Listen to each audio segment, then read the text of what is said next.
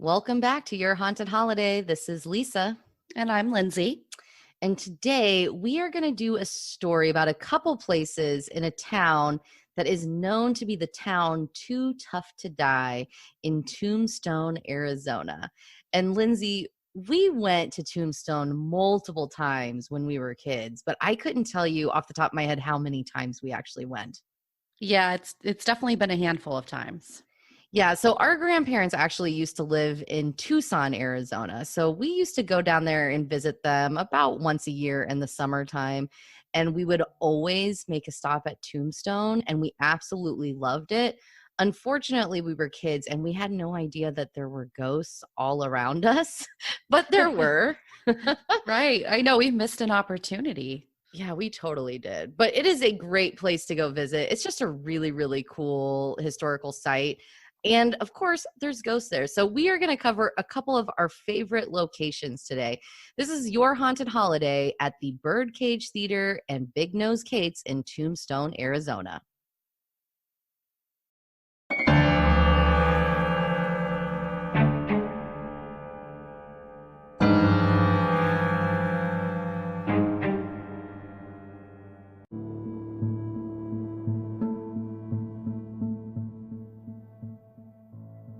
So, Lindsay, before we even get into the ghosts, I do want to talk about probably one of the weirdest things that's ever happened to us. And it happened to happen in Tombstone, Arizona. And you have a surprised look on your face. Like, oh, wow. What on earth is she talking about? I know. I think I know what you're going to say, but you know what? I haven't thought about this in a long time. So Tombstone, of course, the Birdcage Theater is there. Big Nose Kate's Saloon is there. And then there's the OK Corral, which we're going to talk about here in a second, and just tons of gift shops. We were in a gift shop. This is not ghost related, but it is, you got to remember to stay hydrated, folks. This is in the desert. It's hot out there. Okay. True that. Yeah. So we were in a gift shop and we were young. I mean, how old do you think we were? I don't know. We were probably like 10 or 11. Yeah, maybe 10 or 11. Maybe, yeah. And we were in a gift shop. And here's what I remember happening, Lindsay. Basically, all of a sudden, out of nowhere, I start to not feel good. And our grandparents are buying some stuff at this gift shop. So we're at the cash register. And I asked the cashier for some weird reason, do you have a bathroom? And she responds with, oh, it's only for employees. And I put my head on the counter, and then I just started seeing stars at that point. All of a sudden, out of nowhere, this cashier comes running around the counter, grabs me from behind or by the waist, and is yelling, she's going down, she's going down, and like dragged me to the bathroom because apparently I was like passing out, right? I was fainting. Right. At this exact same time, I had no idea. You passed out and just like fell backwards straight onto the floor. So twin sisters somehow passed out at the exact same time. Yeah. You know what's funny? I never even really pieced together that was strange because we were twins. But you're right. That is really strange. And I don't remember which store it was in, but I mean, there's murders. I mean, this is cowboy country, right? Like there's murders all over the place here. These are the places where Wyatt Earp and all these guys walked around. But Morgan Earp, Wyatt Earp's brother, was actually killed in what is now a gift shop. He was in a billiard hall at the time. And I wonder if it's the gift shop we were in. It was in the Red Buffalo Trading Company gift store. And I was watching some videos on this and it looked so familiar, but all of them do. And I'm like, maybe it was like a ghostly thing. I mean, we were probably dehydrated, but we were super dehydrated. I remember our grandpa was like, here, have a sarsaparilla. And I was like, I just want water. That's all I want. That's all my body craved. And we went down. Like I hit the ground. And Jenny, our older sister, for those of you guys don't know, thought I faked it. I woke up to looking around trying to figure out what was going on. And she was shaking me, accusing me of faking. That's how I woke up. I think to this day, she still thinks I faked that. So that was our weird event. So remember, stay hydrated, folks. It is very hot in Tombstone, Arizona. Unfortunately, we did not do that and we passed out, and it was a very weird situation. But why don't we get into the history of the place? So most people, you may have seen the old 90s movie. Gosh, old 90s movie. That's weird to say. It doesn't seem like that long ago. That's a great movie, by the way. Yes. It was kind of our introduction. We all loved Doc Holliday and Val Kilmer, who played him at the time. That was like his kind of like big breakout role. But I loved the movie specifically, because we had been there a bunch of times as kids. Was part of the reason I think we liked it so much, but it is good. If you're not familiar with Tombstone, though, the biggest thing that it is known for is the gun battle at the OK Corral. And essentially what happened, and Tombstone was built in 1877, and it became one of the richest mining towns in the Southwest, for silver in particular. And the population just really boomed. And they had at one point like over 100 saloons in this tiny little town. People were just going there trying to make money. Some of the people that showed up, so there was the Earps. They're the very famous people there, Wyatt Earp being the most famous. And then he had his two brothers, Morgan and Virgil, and they became really, really good friends with a man named Doc Holliday. And he was called Doc Holliday because I guess he was kind of a dentist as a day job, but he was actually considered like one of the fastest guns in the West as well. So a good friend to have back in these times. They tried to represent the law, and a lot of people actually described them as like power hungry and really, trying to control everything. And there were some other people in town, cowboys or ranchers, they also called them.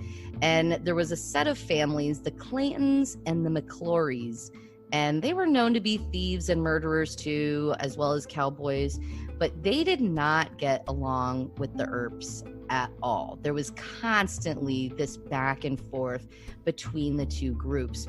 Well, in October 1881, the Clantons and the McClorys came into Tombstone to kind of like restock on goods, that kind of thing. And apparently they had some violent run-ins with the Earp brothers throughout that day.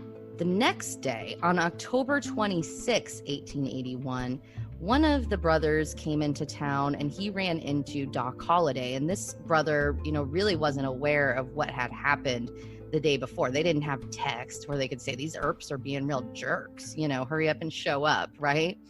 So Doc Holliday tells these brothers with glee, apparently, hey, your brothers got pistol whipped the other day by the Earps. And he was like laughing about it. So then these other guys are like pissed off and we're going to seek revenge for this, right? They're prideful. Yes, very prideful. Well, they met in the OK Corral, which is kind of like a happenstance that these two sets of people ran into each other. And one thing I was surprised by, Lindsay, is so it's the Earp brothers, the three Earp brothers, and Doc Holliday there on one side, and then the Clantons and the McClorys on the other side. The Earps and Doc Holliday all had guns on them. Mm-hmm. Not everybody on the other side had guns. There were several people that were unarmed, okay? And so this is how apparently it went down. Virgil Earp yelled, "Throw up your hands. I've come to disarm you." Billy Clanton yells, "Don't shoot. I don't want to fight." Wyatt Earp then yells, "You sons of bitches have been looking for a fight and now you have it." And then gunfire ensued. So was Wyatt Earp really the person that started this? I think so. Did they shoot? What I've read.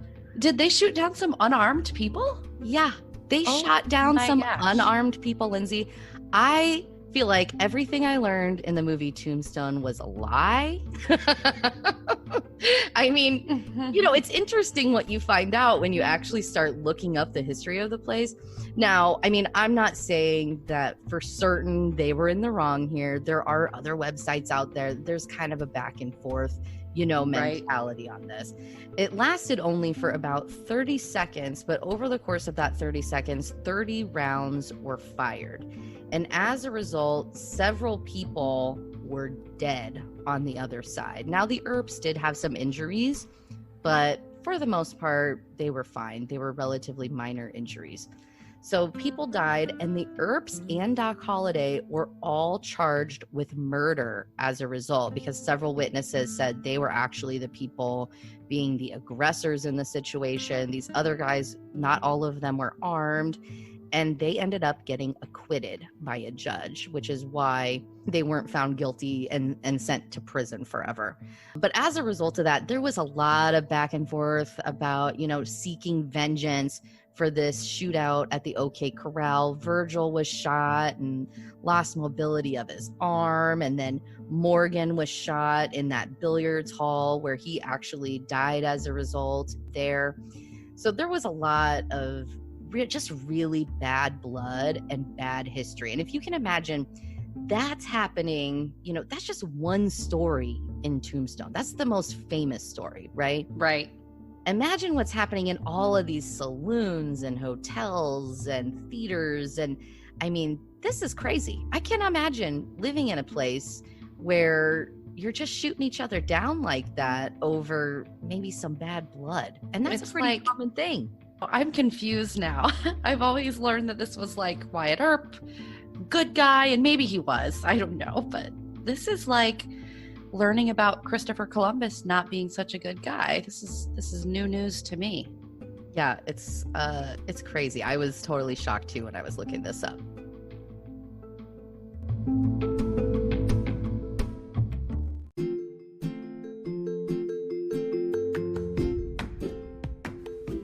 If you haven't heard about Anchor, it's the easiest way to make a podcast. Let me explain. It's completely free, and this is how I actually started my podcast. There's a creation tool that allows you to record and edit your podcast right from your phone or computer. I'm actually using my iPad. Anchor will distribute your podcast for you, so it can be heard on Spotify, Apple, and many more. You can make money from your podcast with no minimum listenership. It's everything you need to make a podcast in one place. Take a moment to download the free Anchor app or go to anchor.fm to get started.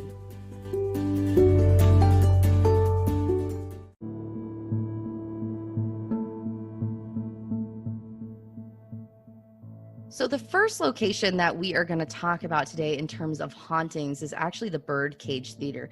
Now, I am confident that the OK Corral is probably haunted as well. People died there right on that spot. You can visit that spot today if you go to Tombstone where that shooting happened.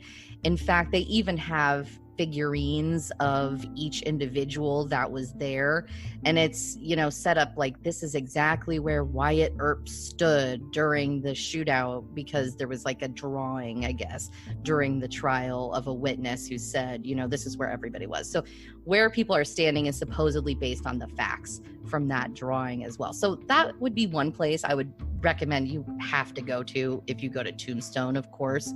But it's not known for the haunting, but it probably is. Let's be real. People died pretty rapidly. Right. And I'm pretty sure Ghost Hunters years ago did an episode on the OK Corral. They included it, at least, in their overall ghost hunt. Did they? Yeah. I don't remember, but I mean, I wouldn't be surprised at all.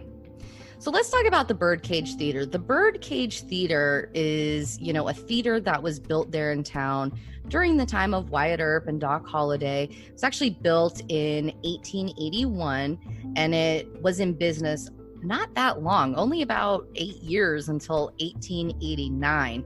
And it was actually built originally, the guy who owned it wanted to make it kind of like a family-friendly atmosphere and family-friendly shows. Well, boy, was he in for a rude awakening, because that is not what ended up happening at the Birdcage Theater. It's actually quoted as being the wildest and wickedest night spot from each coast, basically. It turned into more of kind of a mixture of things. It was a saloon, it was a dance hall, it was a theater where they would have people come in and do weird shows, like big women doing feats of strength, lifting things up with their teeth, and all kinds of wild stuff. But it was also a high-end brothel in the basement as well. One of the things that the Birdcage Theater is known for is it actually had the longest ever poker game in the basement. And if you go there today, you can actually see where the poker tables were set up. I mean, things are not moved. You can see these brothel rooms where the beds were. You can see the poker tables. But this longest ever poker game, Lindsay, this is wild. It cost $1,000 at the time in order to just enter it. Okay. Mm-hmm. And Wyatt Earp was one of the participants, along with several others. It would seem like, probably around 10 people on the list of people that were participants. This game went on 24/7 for 8 years. What? So granted, Wyatt Earp obviously isn't playing 24/7 for 8 years, but there was always somebody as part of this poker match sitting down playing constantly for that 8-year period of time. They say over that 8 years, approximately $1 million was exchanged in the course of this poker game. That's how much money was flowing back and forth in Tombstone at the time because of these mines. It was all these rich people going in there, going to the brothel, playing poker, betting these crazy amounts of money. Now, the Birdcage Theater today, like I said, it houses all of that. It also has all kinds of relics just from the town in general.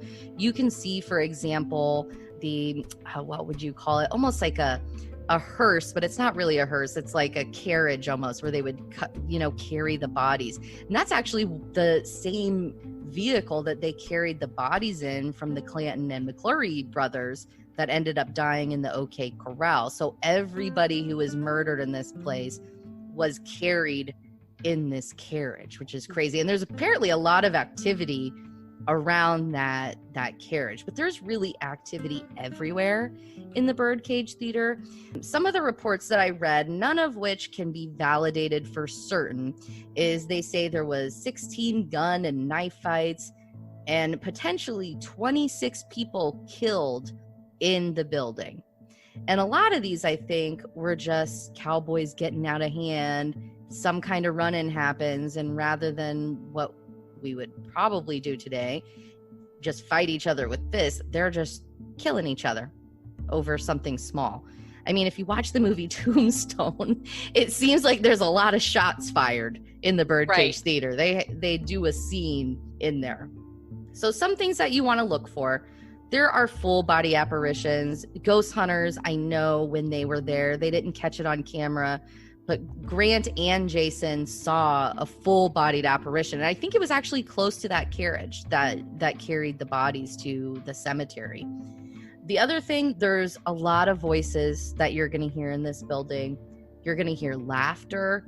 You're going to hear card shuffling because it was really known for poker. You can hear dancing, people, kind of moving around, like sounds like a dance floor is going on. Poker chips have been known to also be thrown across the room. And you can actually see full body apparitions, they say, of prostitutes, essentially, and cowboys. The biggest thing that I think is the creepiest, and I think this kind of goes back to maybe the prostitution thing, is people today are known to get a feeling of almost being like groped on their inner thigh. And that goes for men or women, either one. So regardless of whether or not you're a man or a woman, you could potentially get groped by a ghost. Beware. Be careful in the Birdcage Theater. You don't want to get ghost groped. That's for sure. Be mindful. So tours there, they have daily tours that are not that much money. I think it's about $12 and even a discount for younger children to go in. So if you just happen to be going through Tombstone, it is a really cool place. It was my favorite place to go when we were kids. We would always go to the Birdcage Theater whenever we made a stop. And my favorite thing in there, Lindsay, do you know what I'm going to say? I'm going to guess that it was the little weird mermaid skeleton thing. It was the mermaid skeleton thing. So they have all these weird things. They have all kinds of stuff from Tombstone antiques, but then they just have all this weird stuff in there too. And one thing is this mermaid that they claim is real, right? And of course, every time we went in there, we asked the people about the mermaid because we're little kids.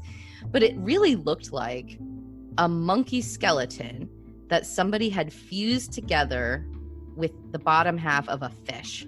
Yep. It's scary looking.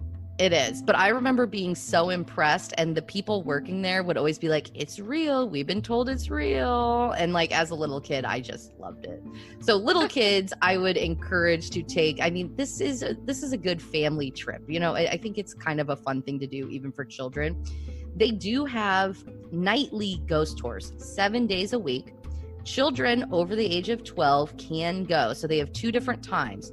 6:15 p.m. is when children over the age of 12 can join. And then they have another round of ghost tours at 8 p.m. And both of those cost $25. So not too bad. I think that would totally be worth it. They do say on the site that they actually will shut off all the lights at some portions of your tour. So you get to like really try to egg something on and get something going. Mm-hmm. I didn't know they had that. The other thing that I would check out, because you talked a little bit about the hearse kind of carriage thing, is check out the graveyard if you're there. They just have the coolest stuff on their tombstones. It's super interesting. That's a must stop if you're out there in Tombstone. I agree. I forgot about it until I started doing this research, but yeah, that's a really good photo op place too. And it's called Boot Hill Cemetery, and it's really close. There's all kinds of different tours that you can go on while you're there.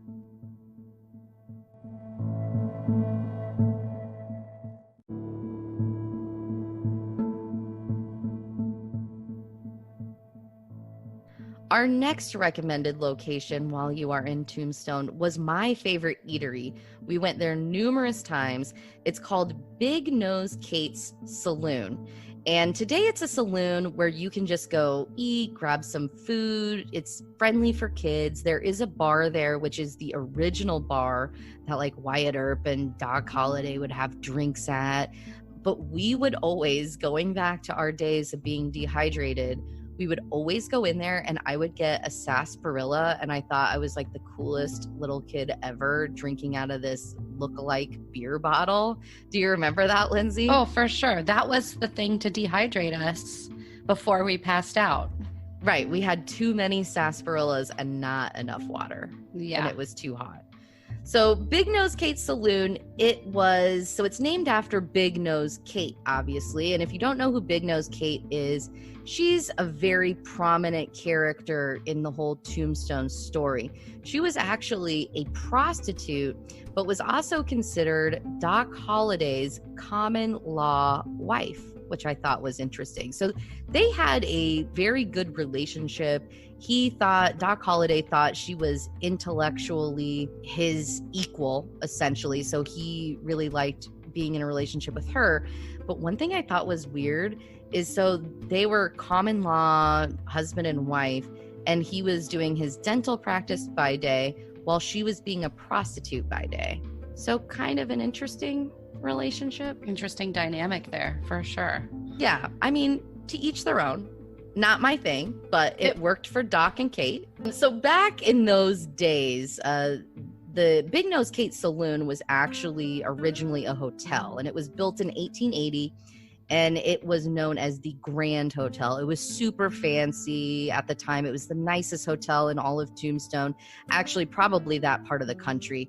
Had big chandeliers. It was supposed to be, just a beautiful hotel.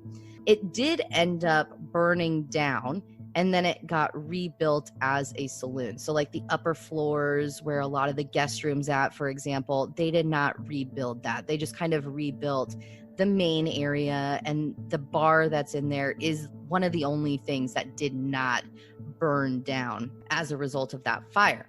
So one of the interesting things, there was a caretaker that actually lived in the hotel's basement when it was a hotel. And his name was, well, it wasn't really his name. I guess his nickname was the Swamper. Ooh. I wonder if he liked that. I mean, did he know that was his nickname? He might not have even known. I don't know, but that's pretty mean. Totally. I mean, what jerk came up with the Swamper as this dude's nickname? But anyways, he was a caretaker, and part of his pay essentially was a free room in the basement. And the basement in the hotel is just dirt floor. So he had a room down there. And what they found after he had kind of disappeared and the fire happened is there were tunnels. And they think that this Swamper guy was digging tunnels from his room in the basement all the way to the silver mines, because apparently there was mileage of tunnels underneath the city of Tombstone anyway, leading to the silver mines. And so he dug his own tunnel that ended up connecting. When they went down there and discovered it, they realized this. So what they think happened is the Swamper guy was taking this tunnel to the silver mines, gathering silver, and then storing it away somewhere, essentially. But they don't know what actually happened to him. They suspect that maybe he got caught by one of the miners and was murdered in the tunnels themselves. They're not really sure about that. Or maybe he just got a bunch of silver after so many trips and decided to head off somewhere and leave, which is possible too. But they do think there may still be treasure buried in that basement. They think it might be the Swamper's silver that he had taken from those mines. Now, you can still see the Swamper's room and the tunnel today. So if you go to Big Nose Kate's Saloon and you're eating or whatever, they have a gift shop that's located in the basement where the Swamper lived. So it's just kind of a spirally staircase down. So you go down the spiral staircase, and then they have, you're in this dark basement. They have just random gift shop stuff, t-shirts and shot glasses, stuff like that. But then off to the side, they have a little gated area where you can see the actual, I think it's the original bed this Swamper dude slept in, as well as the actual tunnel that he was digging out. So you can see that. You can't go in there, but it's a pretty small space. You can actually look right in. Now, the Swamper, of course, is said to actually be haunting Big Nose Kate's Saloon even today. So if you go down there, you can apparently hear, him making moaning noises in distress. You might even get grabbed by the Swamper while you're down there. So something to look for. They do also think there are several cowboys that are haunting just the main saloon and bar area. So there's been several sightings of a cowboy coming up and taking a seat at the bar and then just fading away and disappearing right before bartenders' eyes. There's been cups and glasses levitating off of tables, silverware being thrown. One of the stories that I thought was kind of crazy, there is a big set of bull horns up on the wall. And they say that these bull horns came off the wall and actually flew at a table with people at it. So it wasn't like these bull horns just fell. They actually moved in a direction at people. Wow. Maybe. I mean, yeah, it could happen, I suppose. Hey, ghosts are real. I know that for sure. Very true. Very true. So there are no tours that I was able to locate of Big Nose Kate's, like late night ghost tours or anything like that. Doesn't mean they don't have them certain times of year, but the big thing is go get some food at Big Nose Kate's, get your sarsaparilla, go down to the basement, check out the gift shop, and go look for that Swamper. I'm sure, there's a lot of people doing that probably. Go look for that Swamper. That's right. All right. So if you guys want to go on your own ghost hunt and go look for the Swamper or any of the many spirits that haunt Tombstone just in general, make yourself a trip out there. It's really a cool place. There's just tons of stuff to see. It's good shopping. It's definitely like old Southwest town. Lots of history. Really cool stuff. So we want to thank everybody as well for taking the time to listen to our podcast. Please make sure that you rate us 5 stars and subscribe to our channel if you enjoy it. And go check out our website at yourhauntedholiday.com and send us an email with any stories that you have, whether you've been to one of the locations we've covered, or if you have a story of your own that you'd like us to potentially share on our show, send it our way. I would love to hear if somebody got ghost groped on that haunted tour of the Birdcage Theater. So Yes, please write that in. If you're one of the people that has been ghost groped at the Birdcage Theater, please email us at yourhauntedholiday@gmail.com. And with that, everybody, thank you so much for listening.